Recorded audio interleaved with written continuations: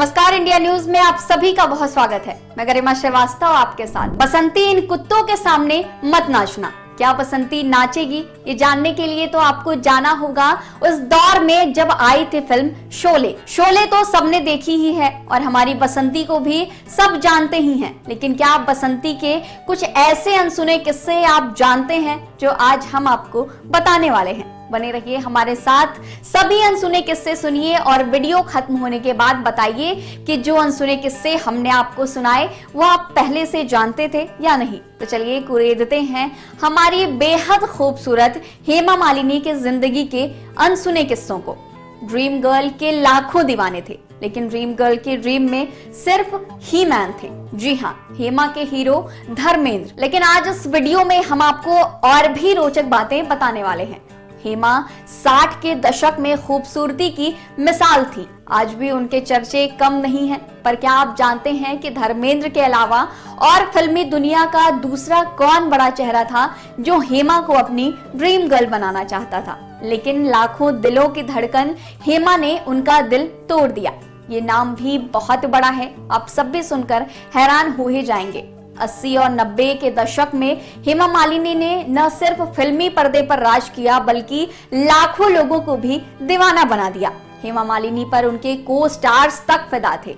धर्मेंद्र से लेकर जितेंद्र और संजीव कुमार तक के साथ हेमा मालिनी के अफेयर के खूब चर्चे होते रहे। एक बार तो ऐसा हुआ कि धर्मेंद्र शराब के नशे में धुत होकर हेमा मालिनी के घर तक पहुंच गए थे।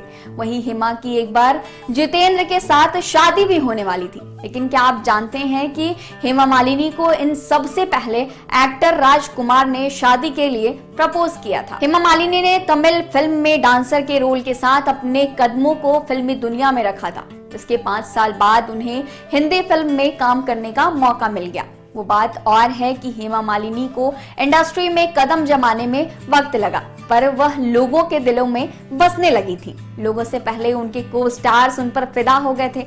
उन्हीं में से एक थे एक्टर राजकुमार। इश्क का खुमार दिन ब दिन बढ़ता ही जाता है और राजकुमार के साथ ऐसा ही हो रहा था। राजकुमार ने हेमा को देखते ही उन पर अपना दिल लुटा दिया था। लेकिन अब सोचिए, जिससे इतना प्यार हो उससे कहा भी ना हो तो मन की क्या हालत होती होगी। मोहब्बत बढ़ती जा रही थी, लेकिन हेमा मालिनी को भनक तक नहीं लगी थी। अब प्रेम में तो सब कुछ जायज होता है। राजकुमार उस समय टॉप एक्टर्स में शामिल हो चुके थे। ऐसे में अगर वो किसी एक्ट्रेस के लिए सिफारिश करें तो सभी के लिए हैरानी वाली बात होगी। राजकुमार ने हेमा मालिनी को सिफारिश पर फिल्म लाल पत्थर भी दिलाई। अब सोचिए कि जब इस फिल्म में वैजंती माला को लेने की बात चल रही थी और अचानक से इन सब के बीच जब राजकुमार ने मेकर्स के सामने फिल्म में हेमा मालिनी को लेने की मांग रखी तो हर कोई हैरान था।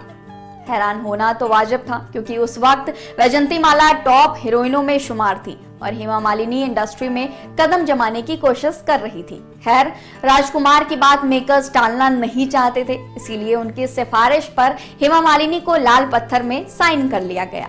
फिल्म में राजकुमार और हेमा मालिनी को खूब पसंद किया गया। साथ ही एक बात और भी आपको बता देते हैं जो शायद आप नहीं जानते होंगे कि हेमा की ये पहली फिल्म थी जिसमें वो नेगेटिव किरदार में नजर आई थी।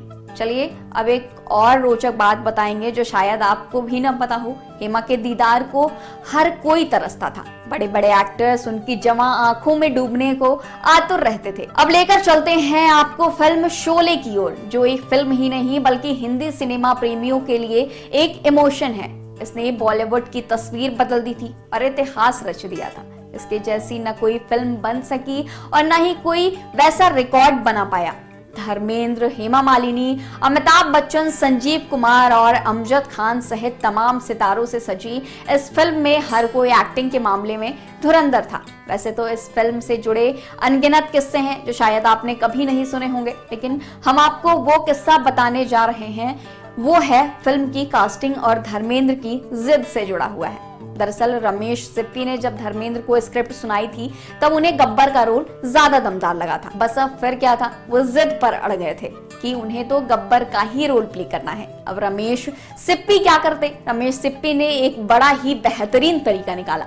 उन्होंने धर्मेंद्र को समझाया कि उनका वीरों का किरदार हेमा मालिनी के प्यार में होता है।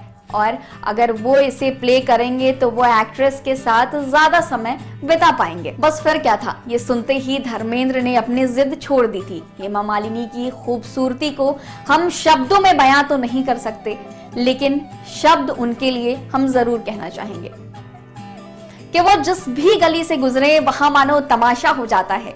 उनकी जुल्फें गर खुले तो खुशबू का खुलासा हो जाता है। ऐसी ही नहीं, पूरी दुनिया उनकी दीवानी है यारों। पानी को भी उनकी नजरें देखें तो पानी भी प्यासा हो जाता है।